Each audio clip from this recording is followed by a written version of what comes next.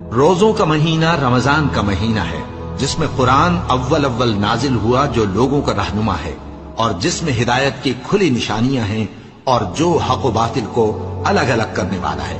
تو جو کوئی تم میں سے اس مہینے میں موجود ہو چاہیے کہ پورے مہینے کے روزے رکھے، اور جو بیمار ہو یا سفر میں ہو تو دوسرے دنوں میں روزے رکھ کر ان کا شمار پورا کر لے۔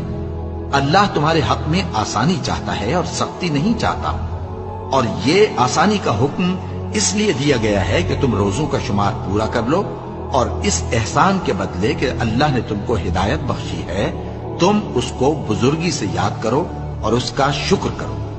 اور اے پیغمبر، جب تم سے میرے بندے میرے بارے میں دریافت کریں تو انہیں معلوم ہو کہ میں تو تمہارے پاس ہی ہوں۔ جب کوئی پکارنے والا مجھے پکارتا ہے تو میں اس کی دعا قبول کرتا ہوں۔ تو ان کو چاہیے کہ میرے حکموں کو مانیں اور مجھ پر ایمان رکھیں تاکہ نیک رستہ پائیں۔